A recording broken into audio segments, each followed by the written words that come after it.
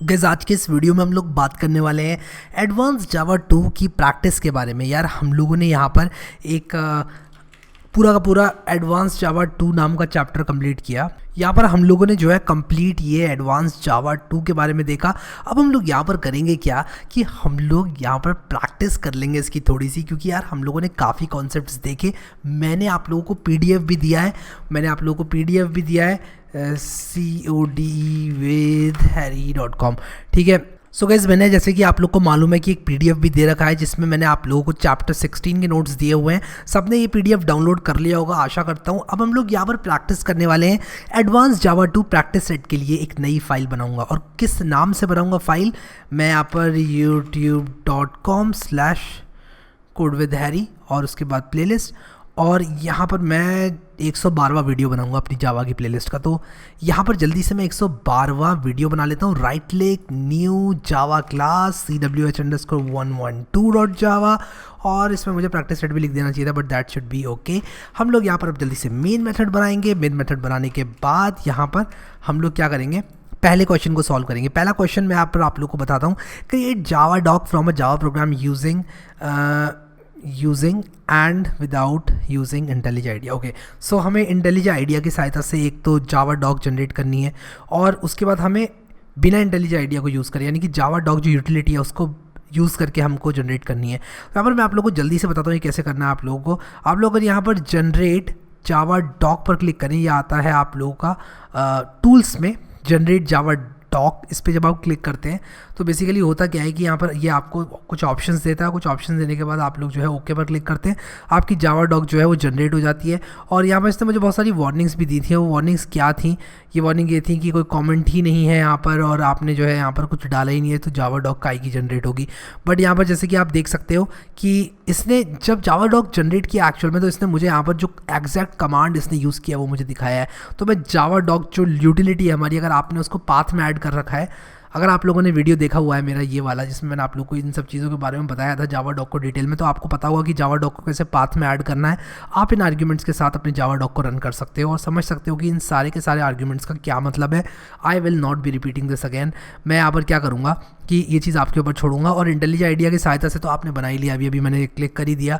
मैंने कुछ कमेंट्स वगैरह नहीं लगाए थे, ये वाले ये सारे के सारे जो आपके टैग्स हैं, जब आप लगाओगे तो आपकी अच्छी जावा डॉक बनेगी। बट अभी के लिए मैंने यहाँ पर कोई भी टैग नहीं लगाया था, इसीलिए इसने मुझे वार्निंग जनरेट करके दी। हम मूव करेंगे अगले क्वेश्चन की तरफ। ये क्वेश्चन तो बहुत ईजी है यार, आप लोग कर ही लोगे। अगले क्वेश्चन की तरफ मूव करेंगे।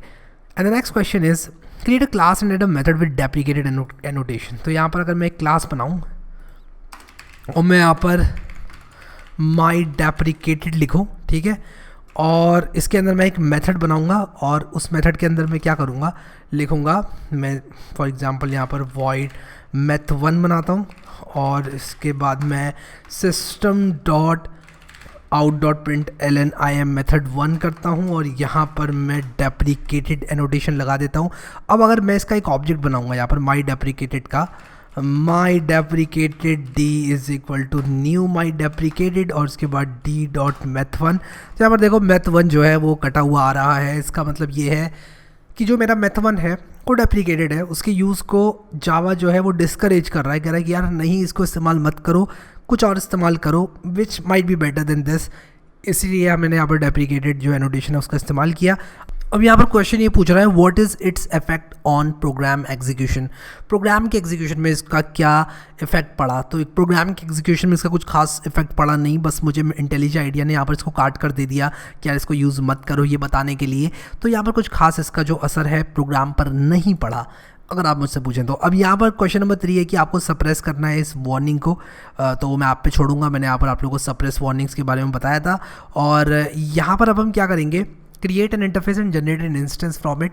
ये भी एक बहुत ही simple and straightforward question है, क्योंकि ज़रा सोचो यार आप लोग, मैं यहाँ पर आप लोगों को इंटरफेस बनाकर दिखाता हूँ जल्दी से। तो यहाँ पर मैं लिखूँगा पब्लिक इंटरफेस माई इंट, और इसके बाद मैं यहाँ पर क्या करूँगा, void डिस्प्ले लिख दूँगा, और दैट्स अबाउट इट यार, दैट्स अबाउट इट। सिर्फ डिस्प्ले यहाँ पर लिखूँगा, और डिस्प्ले लिखने के बाद यहाँ पर ये मुझसे क्या कह रहा है, ये मुझसे कह रहा है कि ये पब्लिक नहीं है, इसको पब्लिक मत बनाओ।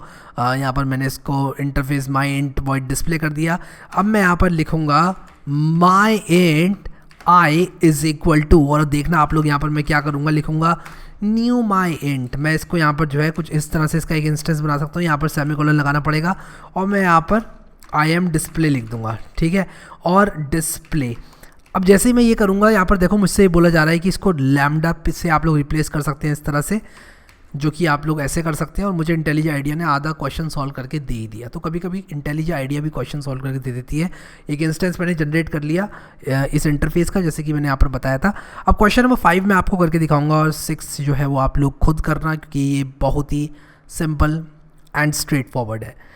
क्वेश्चन नंबर 5 कहता है write a program to generate multiplication table of a given number and write it to a file. एक मल्टीप्लिकेशन टेबल जनरेट करना है, उसको फाइल में राइट करना है। तो देखो हम लोग किस तरह से करेंगे इस चीज़ को। मैं अभी यहाँ पर जो मेरा वॉइड मेन है उसके अंदर से ये सारी की सारी चीज़ें हटा दूंगा, क्योंकि अब हम डिस्प्ले करने वाले हैं मल्टीप्लिकेशन टेबल, ठीक है। अपने पिछले वीडियो में मैंने आप लोगों को बताया था किस तरह से हम लोग एक फ़ाइल में राइट कर सकते हैं। मैंने आपका उसका कोड भी दिया हुआ था। और यहाँ पर मैं क्या करूँगा, टाइम को बचाने के लिए इस कोड को ही कॉपी करूँगा और मैं कहूँगा आप लोग भी इस तरह से करा करो। जब भी आप लोग को ज़रूरत पड़ती है कोड को यूज़ करने की, रीयूज़ करा करो कोड को ज़्यादा से ज़्यादा, ठीक है।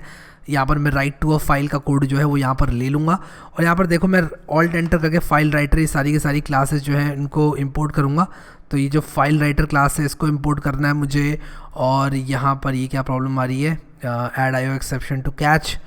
आईओ एक्सेप्शन मैंने ऐड कर रखी है, उसको भी ऑल्ट एंटर करके मुझे जो है इंपोर्ट करना है इस क्लास को। मैंने इस क्लास को इंपोर्ट किया और सब कुछ बिल्कुल सही सही मैंने कर दिया। अब यहाँ पर मैं क्या करूँगा, मल्टीप्लिकेशन टेबल लिखूँगा, मल्टीप्लिकेशन टेबल डॉट टीएक्सटी। और यहाँ पर मैं क्या करूँगा कि एक इंटीजर बनाऊँगा, int i is equal to 5 करते हैं। 5 की मल्टीप्लिकेशन टेबल हम जनरेट करेंगे और हम क्या करेंगे, उसको फाइल में राइट करते जाएंगे, ठीक है। तो मैं यहाँ पर करूँगा क्या, सबसे पहले जो 5 है उसकी मल्टीप्लिकेशन टेबल जनरेट करूँगा। मैं यहाँ पर string table is equal to blank बनाऊँगा और ये बनाने के बाद मैं क्या करूँगा, मैं एक फॉर लूप लूँगा और फॉर लूप लेने के बाद मैं यहाँ पर फॉर इस तरह से लिखूँगा ताकि मेरा टाइम बचे यार। टाइम जो है वो बहुत बड़ी चीज़ है। मैं 0 से 10 तक चलाऊँगा इसको और मैं यहाँ पर क्या लिखूँगा, मैं यहाँ पर लिखूँगा टेबल प्लस इक्वल्स टू, और मैं यहाँ पर लिखूँगा जो भी मेरी आई की वैल्यू है, यानी कि जो भी मेरी आई की वैल्यू है सबसे पहले तो टेबल में वो जोड़ दो, ठीक है। और उसके बाद मल्टीप्लाई बाय जो भी मेरी जे की वैल्यू है, ठीक है। और मैं यहाँ पर प्लस जे करूँगा और फिर उसके बाद मैं क्या प्लस करूँगा इसमें, ये देखो आप लोग, मैं प्लस करूँगा इक्वल्स टू और इसके बाद मैं प्लस करूँगा क्या, इसमें आई मल्टीप्लाई बाय जे, ठीक है। इनफैक्ट मैं इसमें आई प्लस 1 मल्टीप्लाई बाय जे करूँगा, sorry I multiply by J plus 1 करूँगा। और अभी हम लोग इस चीज़ को चेक करते हैं कि यार मैंने जो किया है वो सही है कि गलत है। देखो आई की वैल्यू क्या होगी, 5 होगी। 5x यहाँ जे प्लस 1 आना चाहिए। 5x 1 से स्टार्ट करेंगे हम, 5x 0 से स्टार्ट नहीं करेंगे। जे प्लस 1 यहाँ पर आना चाहिए और मल्टीप्लाई होना चाहिए आई जे प्लस 1 से। एंड फाइनली टेबल की जो भी वैल्यू आए उसमें एक \n ऐड हो जाए, ठीक है, हर आइट्रेशन पर, क्योंकि मैं चाहता हूँ कि 5 multiply by 1 is equal to 5, 5 multiply by 2 is equal to 5, इस तरह से ऐड होते होते फाइनली ये टेबल इस तरह से दिखे। और मैं जो स्ट्रिंग इसमें इस फाइल में राइट करने वाला हूँ वो टेबल होने वाली है, ठीक है।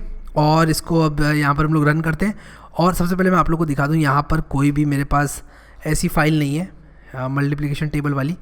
और यार मैं चीटिंग भी नहीं करूँगा और डेफिनेटली यहाँ पर नहीं होगी फाइल यार, ठीक है। जब मैं कह रहा हूँ तो भरोसा कर लो, ठीक है। अब यहाँ पर देखो मल्टीप्लिकेशन टेबल के नाम से एक फ़ाइल जनरेट हो गई जिसमें कुछ भी नहीं आया। हा हा हा हा हा, ये क्या हुआ। अब यहाँ पर द वैल्यू आई प्लस ये assign to table is never used.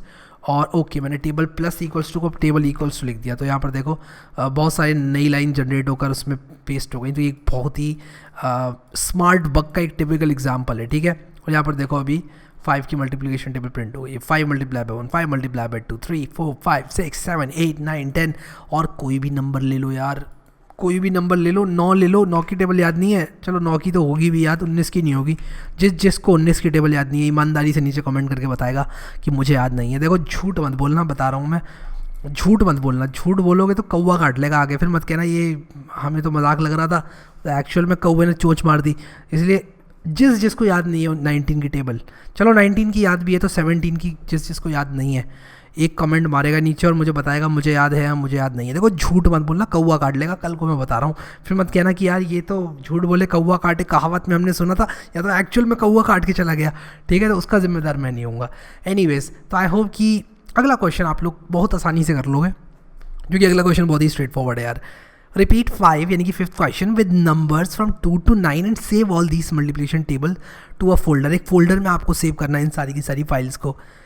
2 की एक फाइल आपको जनरेट करनी है, 9 की एक जनरेट करनी है, इनफैक्ट 2, 3, 4, 5, 6, 7, 8, 9 तक आपको जनरेट करनी है, और इन सारी की सारी फाइल्स को आपको एक फ़ोल्डर के अंदर डालना है। सो आई होप कि यार आपको एक अच्छा आइडिया लग गया कि किस तरह से फाइल्स को राइट किया जाता है जावा में, और आप बहुत अच्छी तरह से अब इस तरह का काम तो कर ही दोगे यार, कभी मना नहीं करोगे किसी को। कोई भी कभी आपसे कहेगा कि यार हमें इस तरह के काम करवाने हैं। सो अभी के लिए इस वीडियो में इतना है कि अगर किसी ने प्लेलिस्ट एक्सेस नहीं करी, अगर अभी भी आप वो इंसान हो जो कि बीच से इन वीडियोस को देखकर एक्सेस कर रहा है इन्फॉर्मेशन को, तो मैं कहूँगा ऐसा मत करो, शुरू से देखो वीडियोस को, थोड़ा बहुत टाइम निकालो और it will be worth it. So इसको बुकमार्क कर लेना प्लेलिस्ट को कुछ इस तरह से, और यहाँ क्लिक करके सेव कर लेना। अभी के लिए इस वीडियो में इतना ही guys. Thank you so much guys for watching this video and I will see you next time.